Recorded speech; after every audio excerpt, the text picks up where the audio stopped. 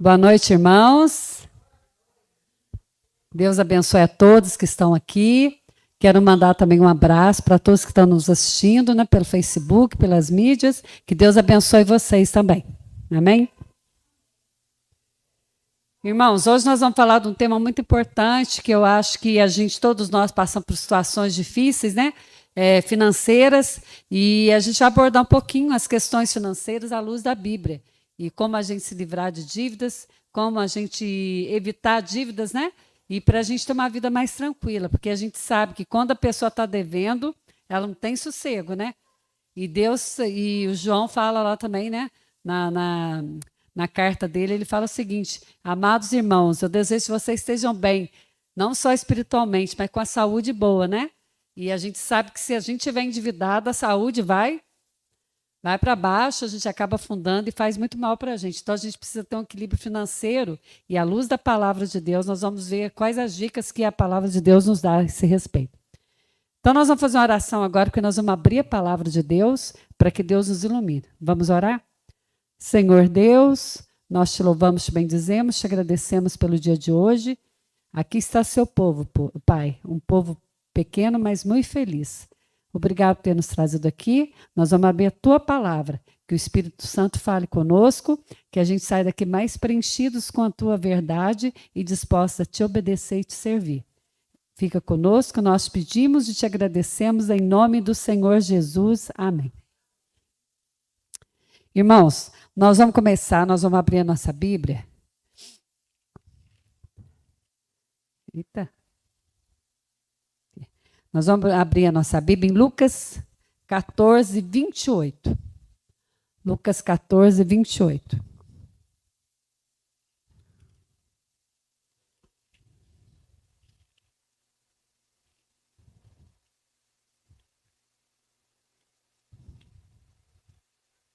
Amém? Está escrito: qual de vós, pretendendo construir uma torre, não se assenta primeiro para calcular a despesa e verificar se tem os meios para concluir? Irmãos, ou seja, a gente tem que planejar, a gente tem que colocar no papel os seus objetivos, seus gastos, os seus orçamentos, né? Esse ensinamento divino tem quase 2000 anos, né?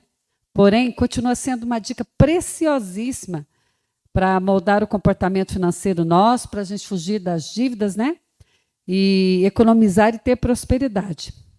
E nós vamos abrir também a nossa palavra em Mateus 6. Mateus 6, versículos 19 e 20.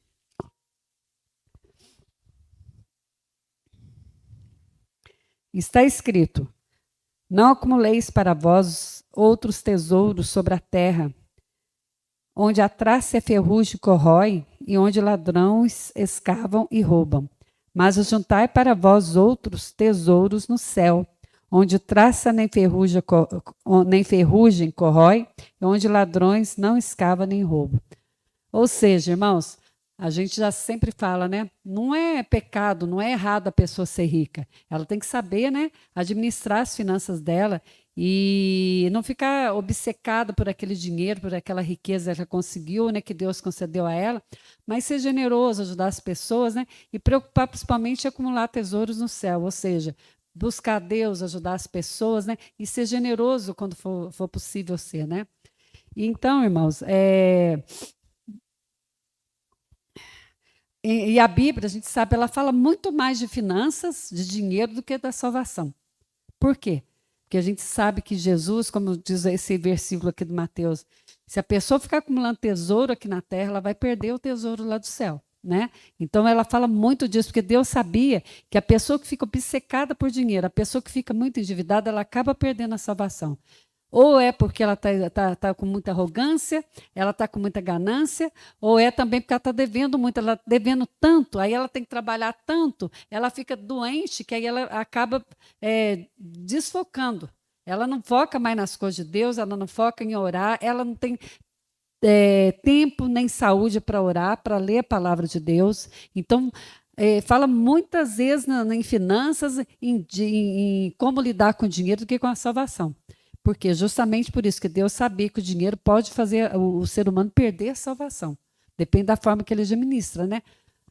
Então, irmãos, em face disso que nós falamos agora, nós vamos aprender algumas dicas para evitar dívidas ou até para sair delas, tá? Nós vamos abrir a nossa Bíblia em Hebreus 13.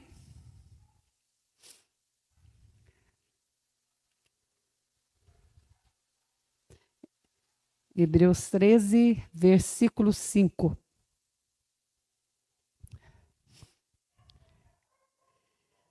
Está escrito: seja a vossa vida sem avareza, contentai-vos com as coisas que tendes, porque ele tem dito: de maneira alguma te deixarei, nunca jamais te abandonarei. Amém? Irmãos, então uma dica fundamental: viva dentro dos seus recursos. Se você tem um salário de 1.000, tem que viver com salário de 1.000. Não vai querer ter uma vida assim de, eu vou viver uma vida de quem recebe 2.000. Não dá, gente, não pode dar passo maior que a perna. Automaticamente você não vai ter condição de pagar. E outra coisa também, está contente com o que temos. Se Deus te deu isso, agradeça a Deus. Não fica de olho gordo nas coisas dos outros, desejando o carro do outro, né? A roupa do outro, né? Não, gente, vamos contentar agradecer a Deus. É claro que é bacana a gente sonhar em ter um carro melhor, uma roupa melhor, mas isso está dentro dos seus limites, do seu orçamento, né? Então agradeça a Deus, Senhor, obrigada, né? E busca levar uma vida assim, uma vida comedida, né? Sem excessos, né? Sem sonhar muito alto, porque não adianta sonhar muito alto se você não tem condição financeira, né? E evitar ganância. Eu quero isso, eu quero aquilo, eu quero mais, automaticamente. Você não vai ter, cada vez você não vai, como se diz, querendo mais, você vai ficando ganancioso, você vai ter uma vida de excesso e você não vai ter tempo para as coisas de Deus. Quero trabalhar tanto, quero ganhar tanto, que você não tem tempo para as coisas de Deus, não tem tempo para a sua família e acaba afundando, né? E também para a gente entender o seguinte, que nós temos que agradecer a Deus pelo que nós temos, porque Ele é o dono de tudo, né? Ele é o Senhor de tudo para a gente entender que tudo pertence a Ele. Então, se tudo pertence a Ele, Ele me concedeu um patamar de vida bacana, um emprego, glória a Deus, né? Então, primeira coisa, viva dentro dos seus recursos, não dê passo maior que a perna. Outra dica, Provérbios 21, 5.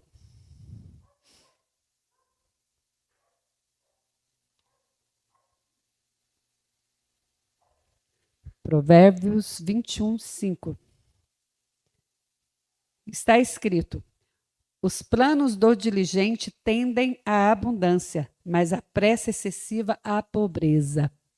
Irmãos, crie um orçamento para suas despesas, planeje seus gastos com sabedoria, garantindo que as despesas não superem as entradas suas. Como eu já falei, se você ganha R$1.000, eu tenho que me virar com aqueles 1.000.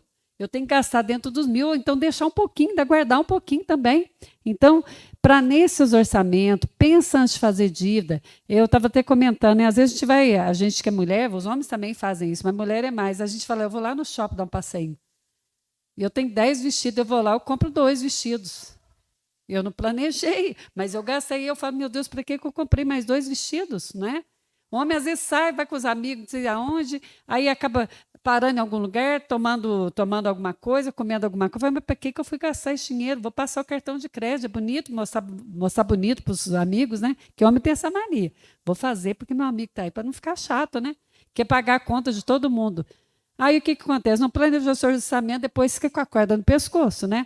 Então, tomar cuidado, garantindo que as suas despesas não superem a sua renda. E outra coisa, não seja fiador. A Bíblia fala, quando você é fiador, você está emprestando seu nome para a pessoa.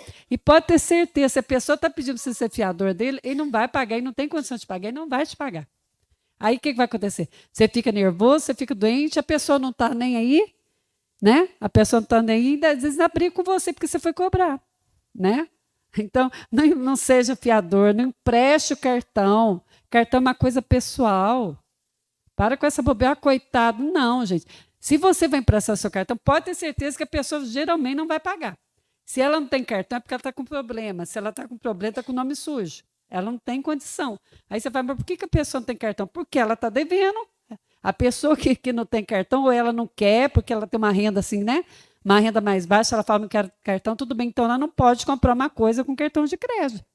Às vezes a pessoa nem é desonesta, mas ela ganha R$ 1.000, ela quer que você faça uma compra perto de 2.000, para pagar 200 por mês. É o seu nome que está em jogo e a pessoa não tem condição de ter aquele bem de 2.000. Não é questão de lógica mesmo. Então, não seja fiador, não empreste cartão. O fiador está pedindo para morrer, para sofrer. Não vai receber, não adianta. E é bíblico isso, a gente sabe que Deus fala, não seja fiador. Você pega a pessoa e fala assim, eu te dou dinheiro, eu pago para você, não seja fiador e não empreste o cartão. Vai dançar mesmo, né? Então, primeira dica que nós falamos aqui, né, a gente viver dentro dos nossos recursos, né, não dar passo maior que a perna, e planejar os orçamentos também. Põe tudo no papel, sabe? Planeja direitinho. E terceira dica, Êxodo 22, 25. Êxodo 22, 25.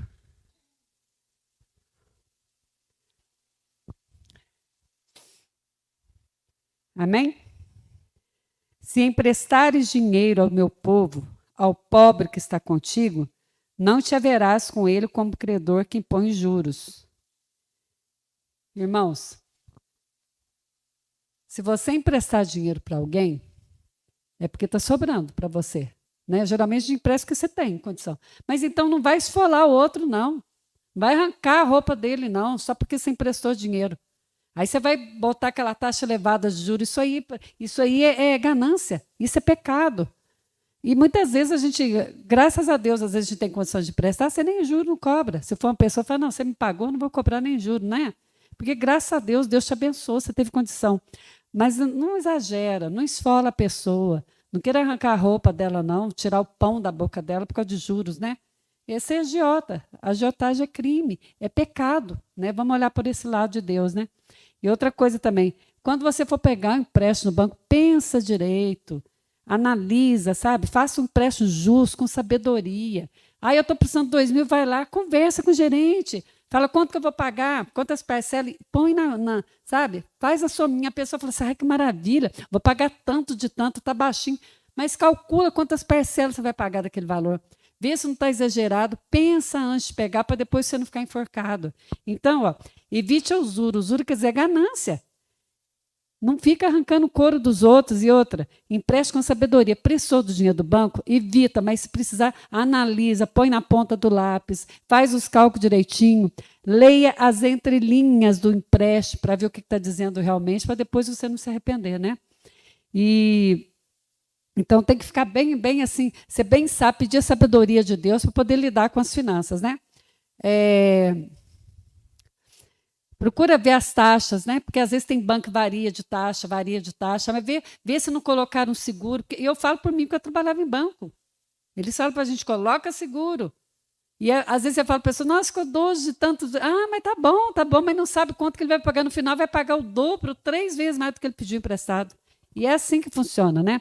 Então, a terceira dica, evite a usura e empreste com sabedoria, certo? Agora, a quarta dica, Romanos 13,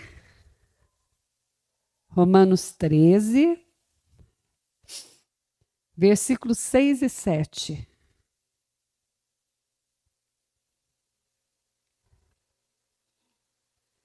Romanos 13, versículos 6 e 7. Amém? Por esse motivo, também pagais tributos, porque são ministros de Deus, atendendo constantemente a esse serviço. Pagai a todos o que lhes é devido. A quem tributo, tributo. A quem imposto, imposto. A quem respeito, respeito. A quem honra, honra. Irmãos, não deixe suas dívidas acumularem para evitar o seu nome sujo, para evitar a falta de crédito, evitar a desconfiança das pessoas, porque a gente, como cristão, a gente tem que honrar o nome da gente. E Cristo é contra calote, né? Cristo não aceita isso. Quando, por exemplo, o discípulo falou para ele assim, é justo a gente pagar imposto? O que ele falou? A César o que é de César, a Deus o que é de Deus. Ou seja, tem que pagar imposto? É lei. Vamos pagar imposto, sim. Vamos pagar, dá seus pulos e paga o imposto. É uma coisa, às vezes, que a gente aperta, mas é lei, nós vamos fazer, vamos cumprir a lei também, né? A lei da terra também. Mas eu não vou pagar porque o banco é rico, rouba de mim. Gente, você pegou emprestado, ninguém te obrigou. Claro que, como eu falei, a gente não lê nas entrelinhas, né? Eu já vi pessoas assim, aposentado, fez um empréstimo para a família. A pessoa pegou e falou assim: o banco está arrancando couro de mim, tudo bem. A pessoa passou a aposentadoria e dá para outro banco para evitar de ficar pagando. Não pode, gente. Se você foi lá tirar empréstimo para o teu filho, se você emprestou o teu cartão para o teu filho, aí depois você corre para outro banco para não pagar a dívida, isso também, Deus não consente com isso. Deus abomina isso. Então, paga o banco, vai lá, negocia, chora, leva um advogado, mas paga as suas contas. Não tem que dar calote a ninguém, porque o banco não obrigou você a fazer, né? E o imposto a gente tem que pagar e acabou. Então, analisa bem, paga as suas dívidas, não importa para quem quer que seja. Vai lá, parcela em 100 vezes, faz o que você puder, conversa com o vizinho, fala, eu não tenho dinheiro para te dar hoje, seja honesto, mas paga as suas dívidas. Não tem que dar calote a ninguém. É o banco, é o governo. Temos que pagar, né? Como eu já falei, Cristo falou, paga imposto, sim, o César, é do César, né? Até ele pediu para o Pedro, vai lá pegar uma moeda na boca do peixe, não foi? Até ele pagou porque ele era estrangeiro. Porque o estrangeiro tinha que pagar imposto lá para César, né? Então é isso. Então a quarta dica, pague suas dívidas. Quinta dica, Provérbios 13. Quinta dica, Provérbios 13.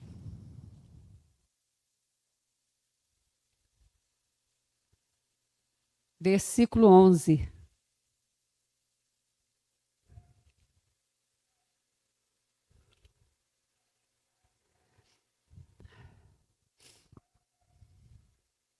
Está escrito: os bens que facilmente se ganham, esses diminuem, mas o que ajunta à força do trabalho terá aumento. Irmãos, evitar esquema de investimento através de loteria, de pirâmide, né? De evitar ganhos desonestos, enriquecimento com subornos, com falcatruas, enriquecimento ilícito, né? Isso é norma divina. Mas ainda mais para nós que somos da igreja, né? E evitar também enriquecer prejudicando os outros, passando rasteira nos outros, né? Fulano enriqueceu porque pagou mal o fulano, deu calote no fulano. A gente vê quanta empresa decreta falência, mas o cara continua com o CNPJ dele e não paga os empregados, né? E os caras ficam sem receber os direitos deles. Então, está enriquecendo desonestamente. Deus não consente com isso, não. Deus não aprova isso, não. Então, o que a gente tem que fazer? Poupe, guarda um pouquinho de dinheiro. Quem já está aposentado, que de repente não tem muito objetivo, eu falo por mim mesmo, não estou poupando mais nada, não. Agora eu gasto, dentro do meu limite, eu não quero, né? Já criei meus filhos, ajudo quando eu posso, claro, devolvo meu dízimo bonitinho, mas não estou poupando mais, não. Mas eu acho assim, quem não aposentou ainda tem que poupar, gente, tem que guardar um pouquinho. Né? Eu, por exemplo, que já sou de idade, se eu ficar doente, eles me levam lá para o PIV 12, né? Me levam para o pronto-socorro municipal, eu tenho tudo de graça, porque eu já sou idosa, né? Agora o mais novo tem que poupar, lógico. Então pensa assim, precisa poupar, porque tem gastos, tem previstos, né? De repente fica doente, não tem dinheiro. Se você poupou, você tem a grana, você tem um convênio médico, né? A gente que é aposentado, graças a Deus, eu penso assim, em termos do estado de São Paulo, a gente é bem, né, tratado, né? E eu tenho uma irmã minha que veio de Minas, ela ficou admirada. Ela falou, Maria, São José é um paraíso. Você faz a mamografia, você faz o exame, você faz consulta, tudo de graça para o idoso. Então, realmente, a gente tem um amparo muito bacana, né? Então, invista, sabe? Poupe, mas invista com sabedoria. Vai investir em alguma coisa, toma opinião, pergunta para uma pessoa de mais experiência, pergunta para o gerente, pergunta para a pessoa que fez economia, o que você acha, deve investir? Se não der, se achar que é muito complicado, poupa na poupança, mas guarda o dinheirinho. Pensa no teu futuro, né? Porque, como eu falei, a gente pode ter gastos assim imprevistos, pode acontecer um gasto inesperado, né? Uma doença, e a gente precisa mesmo. E também trabalhar com honestidade, com amor. Quando a pessoa trabalha com honestidade, com amor, parece que o dinheiro rende, né? Agora, você trabalhando no emprego que você não gosta, está insatisfeito com o seu patrão, está insatisfeito com, né, com o ambiente onde você trabalha. Eu digo, por exemplo, nós que somos cristãos, é muito difícil para nós trabalharmos em banco. Eu estava conversando com a Viviane também, né? Ela também trabalhava no banco. É complicado, gente. Porque a gente tem as normas, as regras lá, não é fácil. Eu aposentei no banco, né? Mas não é fácil, porque de repente você vê que tem umas regras que não condiz com os valores cristãos. Né? Então, não é fácil. Então, dependendo do trabalho que você está, se mexe muito com a tua consciência, com a tua moral, com a tua ética religiosa ou divina, sai desse trabalho, vai fazer uma coisa que te agrada mais, que condiz mais. Né? Não é só pelo falar, eu não trabalho dia de sábado, mas e as regras diárias lá? A gente sabe, de repente tem que passar por cima dos valores para poder bater meta. Então, tem que ficar muito atento mesmo, sabe? Investir com sabedoria, poupar, mas principalmente procurar um trabalho que condiz com seus valores, né, com aquilo que você pensa, com o que Deus ordena que a gente faça. Então, a quinta dica é poupe em vista com sabedoria e trabalhe o que você gosta para poder ter rendimentos futuros. Né? A sexta dica, Provérbios 15, 22.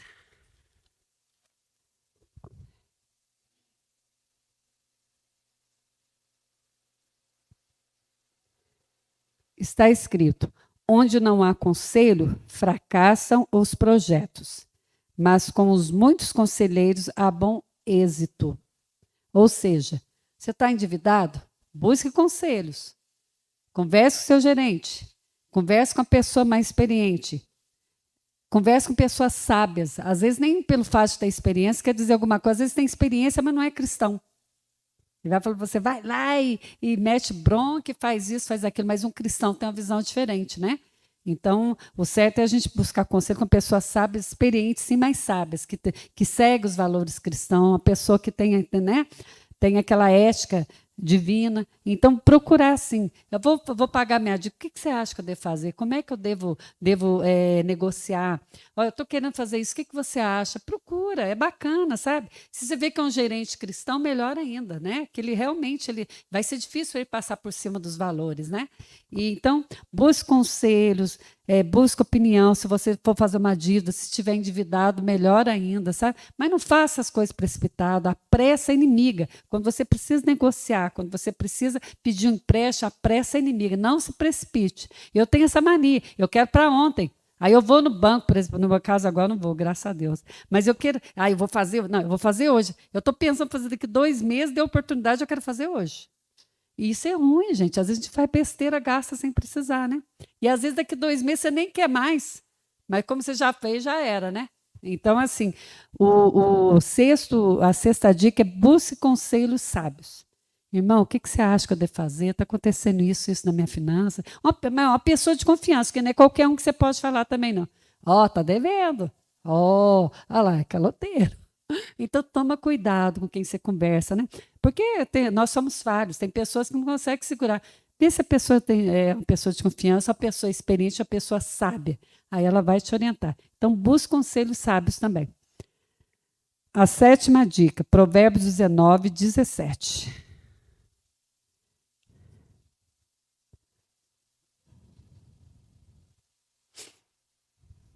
Amém? Quem se compadece do pobre, ao Senhor empresta, e esse lhe paga o seu benefício. Irmãos, uma coisa que eu esqueci de falar, principalmente, você pagar suas dívidas, que se tocar nesse assunto, e devolver o dízimo também. O dízimo, claro, a gente pode até levar para você, é uma dívida da gente com Deus. Você tem que cumprir, você tem que devolver seu dízimo. Não tem essa, porque eu já vi pessoas falarem assim, eu ganho tanto. Meu filho pediu para eu poder financiar um carro para ele, beleza. Agora eu não tenho dinheiro para devolver o dízimo. Eu falei para a pessoa, meu filho, deixa eu te falar, meu filho, deixa eu te falar. Você tem que pensar o seguinte, se eu for emprestar esse dinheiro para o meu filho, se eu for comprar o carro para ele, vou ter condição de devolver o dízimo? Não empresta. Ele falou, pior que meu filho nem está me pagando. Aí aperta. Eu falei, então primeiro é o dízimo. Olha, meu filho, eu não vou poder fazer não, porque depois eu não vou ter condição de pagar o dízimo, você não vai me devolver. Não paga, não adianta. Filho, você desculpa, os filhos aqui não pagam, gente. Dinheiro que você empresta para a filha é dado, é presente. É muito difícil. Não, mas é verdade, gente. A gente brinca, vai assim, minha mãe tem, meu pai tem. E uns falam assim, tá fazendo mais que obrigação ajudar a gente. Claro que tem filhos, né, que pagam, mas é difícil. Eles vão priorizar o amigo dele que estão devendo, a loja que estão devendo, o pai com a mãe fica por último. Se der, paga, senão, né? Então, assim, a pessoa esse dia falou para mim, nossa, Maria, eu estou com problema em devolver o dízimo e tal, mas, ó, financiei um carro para meu filho e não paga. Emprestei o cartão para a Nora. Eu falei, gente, mas por que você... Aí, esse dia, fazendo de novo, eu falei, você não falou para mim, rapaz, que você não estava tendo condição de devolver o dízimo, agora você vai fazer de novo a dívida? Depois você vai falar o quê? O que você vai falar para Deus? Deus vai falar assim, eu não quero nem saber. Primeiro você tem que me devolver o dízimo, não é fazer empréstimo para o teu filho, comprar carro para o teu filho, não. E a pessoa fez, estava fazendo de novo. Eu falei, meu Deus, mas o que é isso? Você quer começar de novo a ficar enrolado no dízimo? Pois é. Eu falei, então para com isso, não adianta ficar reclamando depois, né? Então, irmãos, ó, priorize, né, pagar o dízimo e priorize a generosidade também. Mas o que é generosidade? Você doar, você ajudar quando você pode. Não adianta falar assim, eu sou tão bonzinho, eu ajudei a pessoa da igreja, mas se você não tem condição, ajuda no que der para ajudar. Não precisa só ajudar em dinheiro, não. De repente a pessoa está passando por situação, você vai na casa da pessoa, conversa com ela, ora com ela, leva um pacotinho de arroz, algum alimento, se precisar, dou uma roupa, mas não queira ser generoso demais, tirar da sua boca para ajudar as pessoas, não. Deus não quer isso. Que você exagera na generosidade, o que acontece? Fica sem dinheiro, vai lá, faz uma compra absurda para a pessoa, não tem dinheiro nem para comprar um alimento para você. A pessoa está precisando disso, vai lá, paga um aluguel para ir e depois você. Então, generosidade dentro dos limites da gente. Deus não quer isso, não. É a mesma coisa a pessoa falar assim, eu vou devolver de dias 20%. Tudo bem, Deus quer 10%, nem mais nem menos. Mas depois você não pode reclamar, mas eu devolvo 20% apertado. Não, Deus não quer isso. Seja generoso, ajude os necessitados, mas seja generoso com sabedoria, né? Sem comprometer a sua estabilidade, a sua renda, sem comprometer a sua saúde, sem comprometer o bem-estar da família, né? Porque às vezes eu já vi uma pessoa falar assim, nossa, o pai ajuda todo mundo e a gente passa falta aqui dentro de casa. E todo mundo fala assim, nossa, ele é maravilhoso, ele ajuda todo mundo. Bacana isso, mas dentro do seu limite. Se você ganha R$2.000, como é que você vai todo mês ajudar uma pessoa com R$1.000, vai lá, faz uma compra e depois sua família vai ficar sem? Se você paga aluguel, é pior ainda, né? Então, a 7ª dica, priorize a generosidade, mas com sabedoria, sem comprometer a sua estabilidade. Né? Irmãos, concluindo, tá? Vamos ver Romanos 13:8. Romanos 13:8.